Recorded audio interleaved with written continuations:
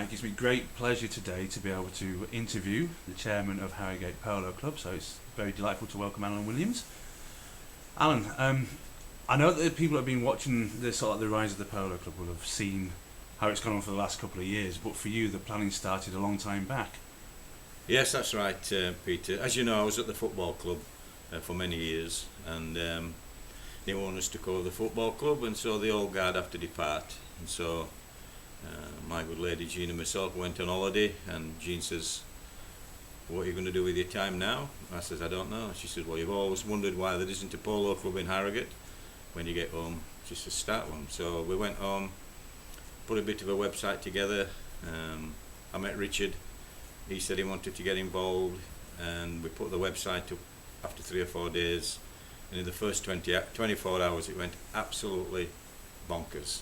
And then that reiterated my question, why hasn't there been a polo club in Harrogate before? Couldn't believe it. The response was phenomenal. It was overwhelming, really. So then we built a proper website, and it went on from there. It's been a bit of an awkward time for the Polo Club because you've had some setbacks with land and things like that. Can you give us an indication at the moment how things are progressing for the club? At the moment they're going fantastic. As you know, me and Richard parted the waves of last year, which set me back a little bit, but I wasn't bothered about that. You know, I feel better now that I'm on my own, and then working alongside Jean, and my wife, she's helping me. And we used to be at Allerton Castle, but it wasn't working there, and finding land in Harrogate itself is impossible. And then just out of the blue, James Potter came on and said, "I've got some land here and I think it's what you're looking for." Myself and Jean went up and had a look, and we couldn't believe it. It was just, and from then everything's just gone, brilliantly. Now, people that have also been looking at the website would have seen the plans that we put up for the website, for the new ground. Can you tell us how is the new ground coming on? I know there's been a lot of work done on the sort of the agricultural side of it, but how's it looking now? It's looking okay. The grass is coming through, and then we've also got a pitch at the side. There's about 27 acres altogether, which is going to make a fantastic full-size pitch with everything that goes with it. But we're not going to rush it. We don't want to just rush it just to get some polo play. We're going to make sure it's good, and we want to make it, the business. And there's a piece of land at the side of it which we can use. We're going to get that ready so we can get some polo played this year. And there are people round who have got, all of a sudden, have got a bit of a land that can use as a pitch, want some polo on their land, some stately homes and some race courses, which, if the pitch isn't ready, we can utilise them, which is good. I'd rather utilise them and let the pitch have another 12 months to get itself really, rather than rush into it. As you know, at the football, you get a pitch down and everybody wants to play on it. As soon as you see the grass coming through, let's get on it. It's fantastic. No, it don't work like that. Now, we've also got to stress that you are absolutely determined to make sure that the Polo Club is run properly, and so when it is up and going, it is actually going to be the proper Polo Club. It is, yeah. It won't be just a matter of turning up with a few horses and having a kick about. It will be done. There'll be the sponsors will be there. There'll be a physio tent.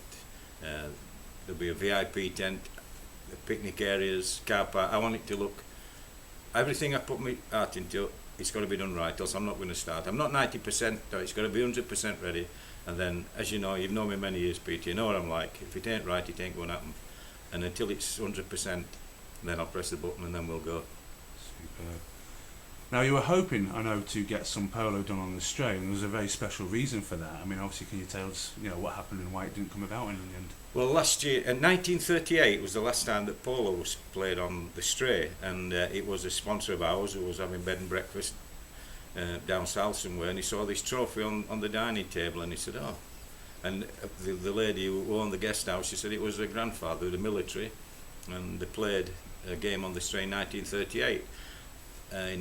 So I approached the council last year and said, "Look, could we commemorate it? 75 years since there's a polo on the Stray." They were all up for it, but the people of Harrogate will know about the Stray Act, which means that there are only so many hours allotted to private use on the Stray per year. So when you take into account, you've got the fairs, you've got other things that have been going on years, they take a lot of hours up. The council wanted to do it, but unfortunately there are only 3 hours left for that year. So what it basically means is, yeah, we could have a polo match because it's for the but they couldn't stop people coming on and sitting in and coming and playing football on it as well. If you're allotted the hours, then nobody can come on it. You're allotted the hours on the straight, so if you get 10 hours, that's it. Nobody can come in and start messing about.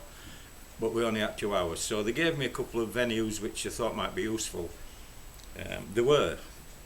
We could have used them, but it's not on the straight, and access to it was a bit not as good as it could have been, so that went by the wayside. So maybe, once the Tour de France is over, because the strip's been lifted this year for the Tour de France, so that's taking precedence over everything. So once the Tour de France is over, I might approach the council again and say, look, can we commemorate the event, albeit 76 years, and hopefully we can get a few hours allocated to us and get some polo on the straight.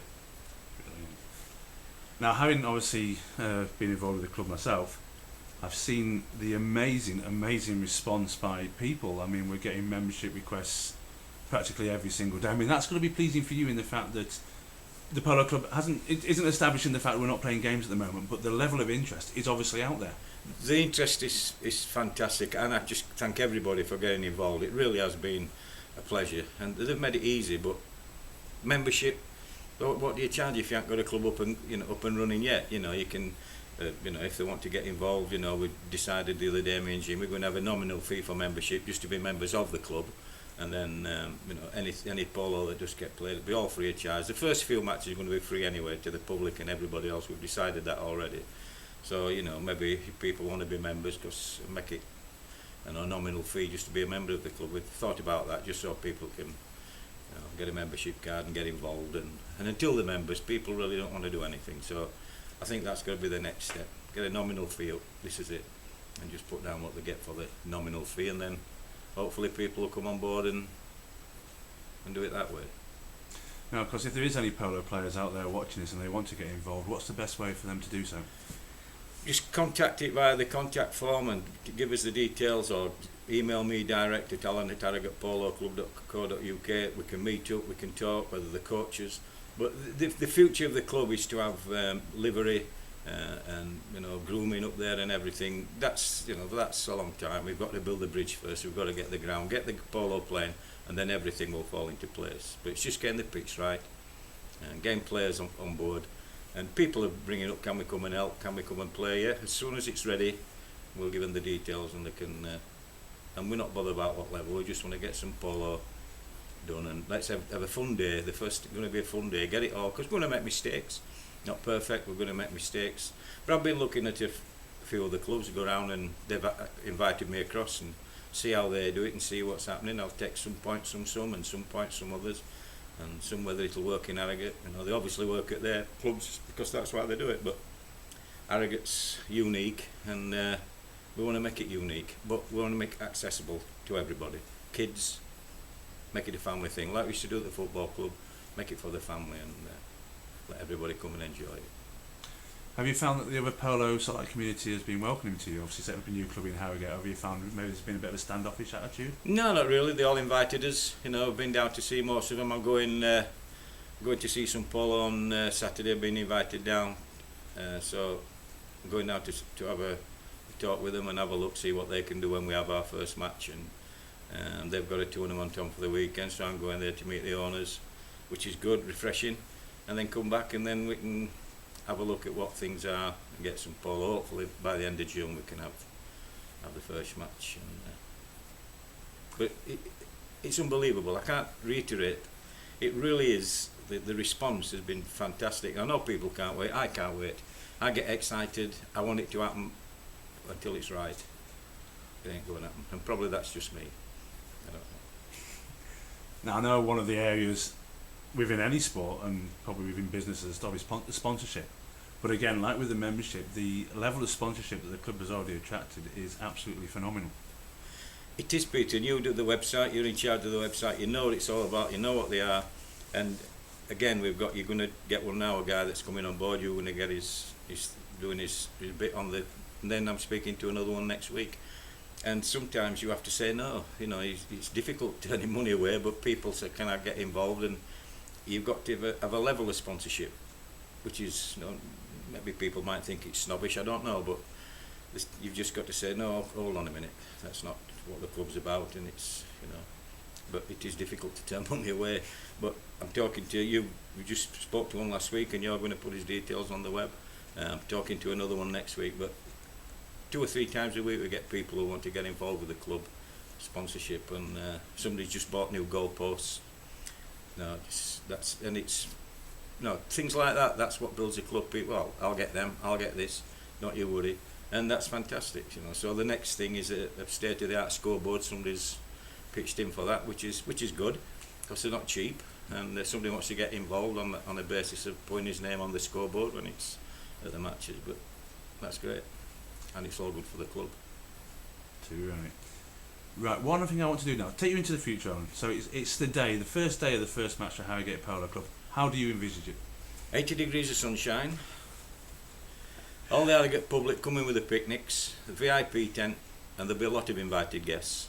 A fantastic day. We're going to get somebody who's going to call the game, i.e. tell people what it's all about, get a bit of a demonstration. We're going to get the sponsors' cars there, the Aston Martin, the Ferraris, and they're going to bring all the sponsors are going to get involved. We want to make it a special day so people say, what a great day. But it can be as good as it wants if the weather's not right. Okay, but want everybody to come, enjoy it, sit down, have a picnic, get the kids involved, get round the pony, have a look at the ponies, and you know, make it a special day and make people want to come back. It's like when you play football, Peter. If you win 3-1, people come back. If you lose 3-1, what makes them come back? And that's the thing you've got to do. If the weather's not so good, well, you've got to make something that make them want to come back, even whether the weather's any good or not. If I could push you for a date, and I know this is a very tentative question, but when would be the ideal time for you to, you know, say the first polo match at Harrogate Polo Club will be on the... That I can't, Peter. I'm looking for the end of June, you know, beginning of July, but it all depends on, you know, the pitch and the other pitches that we've got being ready. And then I'll say, yeah, okay, but there'll be plenty of notice. It won't be, yeah, it's on tomorrow. It'll be done and we'll get it done and we'll see the sponsors. So it's a date that's mutual to everybody, you know. And once we get the pitch, then we can get the date. And I must admit, I've been lucky enough to see the vast array of cups that you've got for the competitions already, and I must admit there's some very impressive ones. You must be really, really excited about this. You must be really looking forward to it. Yeah, I can get overexcited, and when you get overexcited, you start making mistakes and not seeing things in front of you. But yeah, some trophies have been donated, and I mean we had a game ready, and there were people going to come across, some professionals coming to play in September, not last year, the year before, and the rain was deluged, and all the trophies were donated. We had sponsors for the matches, and I do think, you know, without being too vain, but getting sponsorship for the games and everything has been. I haven't even had to ask. People ring up, and I do find in football you're begging, but in polo, I don't think I've made a phone call. Everybody's rung me, which I find extraordinary. You know, again, it goes back to the question: why isn't there been a polo club in Harrogate? Don't know. But we don't want to be elitist. We don't want to be this is Harrogate, because if you go on the website, you'll find we have a link to all the other clubs in the area. We have a map and where people. So it's not been about being elitist or being we are Harrogate Polo Club. And I think we are the only club that has this on the website. It gives you the plans of how to get there and links to the other websites to the other clubs in the Yorkshire area. So just to finish, for those of the people watching that don't know about the website, would you like to give them the web address?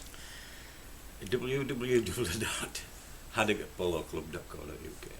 And it's got to admit, everybody says it, Peter, and I'm not bullying you up, but they all say it's one of the best websites they've ever seen, and it don't matter whether it's football, polo, business or whatever. It's a fantastic, and you're well worthy of the award that you got a couple of years ago. Thank you very much. It's been a pleasure to speak to you again, Alan. Everyone, I give you Alan Williams, Chairman of the Harrogate Polo Club.